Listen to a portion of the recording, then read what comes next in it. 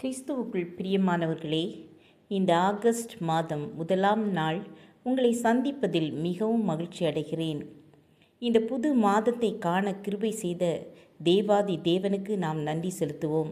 கடந்த 7 மாதமும் நம்மை கண்ணின் மணி போல பாதுகாத்து இந்த 8வது மாதத்தை காண கிருபை செய்த தேவனை நாம் ஸ்தோத்தரிப்போம். இன்றைய தினம் நாம் தியானிக்கப் போகிற வசனம் யோசுவா 3ஆம் அதிகாரம் 7ஆம் வசனம். கர்த்தர் யோசுவாவை நோக்கி, நான் மோசேயோடு இருந்தது போல உன்னோடும் இருக்கிறேன் என்பதை இஸ்ரவேலர் எல்லாரும் அறியும்படிக்கு இன்று அவர்கள் கண்களுக்கு முன்பாக உன்னை மேன்மைப்படுத்துவேன். நீங்கள் கலங்கி போய் நிற்கிறீர்களா? வேதனையோடு இருக்கிறீர்களா? சோர்ந்து போகாதீர்கள்.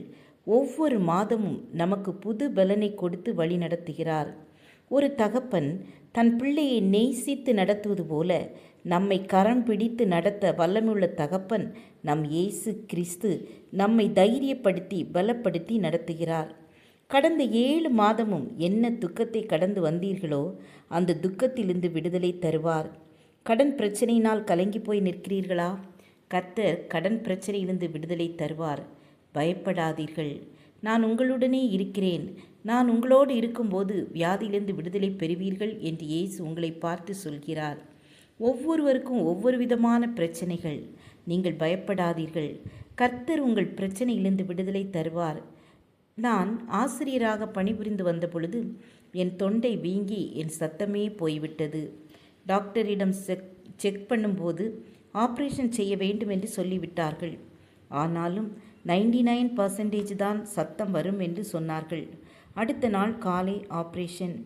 அன்று இரவு முழங்காலில் நின்று கண்ணீரோடு ஜெபித்தேன். என்ன ஆச்சரியம்! யாரோ என்னை தொடுவது போல் இருந்தது. அப்படியே தூங்கிவிட்டேன். காலையில் எழுந்தபோது என்னுடைய பழைய அழகான குரல் வந்திருந்தது. ஆகவே பயப்படாதிருங்கள், எனக்கு சுகந்தந்த தேவன் உங்களுக்கும் சுகந்தருவார். சோர்ந்து போகாதீர்கள். எந்த பிரச்சனையாக இருந்தாலும் அதிலிருந்து விடுதலை தர என் இயேசுவால் முடியும். விசுவாசிக்கிறவர்கள் ஆமேன் சொல்லுங்க. ஜெபம் செய்வோம். அன்புள்ள பரமபிதாவே, துக்கத்தோடு பாரத்தோடு இந்த பிரச்சனை என்னை விட்டு நீங்காதா என்று வேதனையோடு இருக்கிற பிள்ளைகளுக்கு விடுதலை கொடுத்து அவர்கள் சத்துருக்களுக்கு முன்பாக மேன்மைப்படுத்துங்க அப்பா. இந்த மாதம் முழுவதும் சுகபலன் தந்து வழி நடத்துங்க. இயேசுவின் நாமத்தில் பிதாவே, ஆமேன் ஆமேன். God bless you.